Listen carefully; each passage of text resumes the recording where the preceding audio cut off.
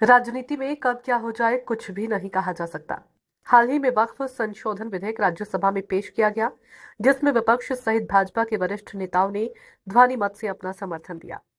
सबसे खास बात तो यह है कि जब बिल को पास करने के दौरान इस पर चर्चा हो रही थी, तो विपक्ष के किसी भी नेता के मुंह से इसके विरोध में कोई खास तथ्यपरक जानकारी नहीं दी गई और यह बिल बिना किसी लागल पेच से पारित कर दिया गया। तो आज चर्चा इसी बात पर होगी कि आखिर वक्फ संशोधन बिल विधेयक पारित हो जाने से इसका राजनीतिक रूप से क्या असर पड़ने वाला है।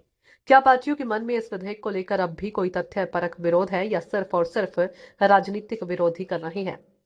देश में सांसदों के लिहाज से तीन बड़ी पार्टियां हैं, जिनमें पहला है भाजपा, दूसरी है कांग्रेस और तीसरे नंबर पर समाजवादी पार्टी शामिल है। सांसदों के लिहाज से देश की तीसरी सबसे बड़ी पार्टी के मुखिया अखिलेश यादव वक्त संशोधन विधेयक के विरोध में अपने भाषणों से तथ्यपरक खोखलेपन को उजागर कर रहे हैं। वक्फ संशोधन विधेयक में किसी वक्फ संपत्ति में विवाद होने पर हाईकोर्ट में चुनौती देने का ऑप्शन मिलने पर अखिलेश यादव प्रतिक्रिया देते हुए दिखे। इससे साफ जाहिर है कि वे चाहते हैं कि देश संविधान से नहीं बल्कि सरिया के कानून से चले। इसके अलावा अखिलेश यादव ने यह भी कहा कि इससे मुस्लिमों को बांटने की कोशिश की जा रही है। तो सबसे बड़ा सवाल तो यह है कि आखिर वक्फ संशोधन विधेयक से मुस्लिम आखिर कैसे बटेंगे और इसका सबसे ज्यादा प्रभाव किस पर पड़ेगा। क्योंकि ये संशोधन कांग्रेस के द्वारा बनाए गए कानून में ही किया जा रहा है, जिसके तहत वक्फ बोर्ड को ये पावर दी गई थी कि वह जिस संपत्ति को वक्फ बोर्ड की संपत्ति कह देगा, वह संपत्ति बिना किसी वाद विवाद के उसकी हो जाएगी। अब सरकार ने उस एक्शन को ही खत्म कर दिया। इसका असर ये हो रहा है कि विपक्ष के जो बड़े चेहरे हैं, उनमें दर्द है कि अब वह अपने चहेतों के नाम पर संपत्ति करवाकर उसका लुत्फ नहीं उठा पाएंगे। आपको याद होगा कि 2014 में चुनाव होने से पहले मॉडल कोड ऑफ कंडक्ट लागू होने के कुछ घंटे पहले ही दिल्ली में सैकड़ों प्राइम लोकेशन की संपत्तियों को दिल्ली वक्फ बोर्ड को सौंप दिया गया था। कांग्रेस के नेताओं को यह बताना चाहिए कि आखिर उन्होंने चुनाव से एन वक्त पहले ऐसा कदम क्यों उठाया था। हालांकि बाद में कोर्ट में मैटर गया और हाईकोर्ट ने इस प्रकरण को डिसमिस कर दिया था और कांग्रेस के चहेतों को उनके मन मुताबिक संपत्ति नहीं मिल पाई।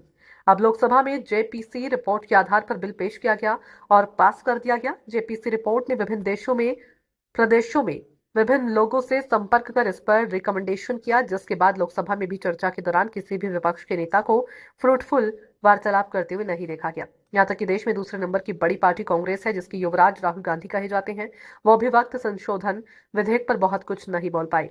ऐसा लगता है कि सिर्फ मुस्लिम वोटर्स को लुभाने के लिए ही ये लोग उनके बीच गलत सही बयानबाजी करने में माहिर हैं, क्योंकि सदन में तमाम शिक्षित वर्ग के लोग बैठे रहते हैं और वहां पर बरगलाने वाली बात नहीं की जा सकती, इसलिए तमाम नेता वहां पर तथ्यपरक रूप में नहीं बोल पाए।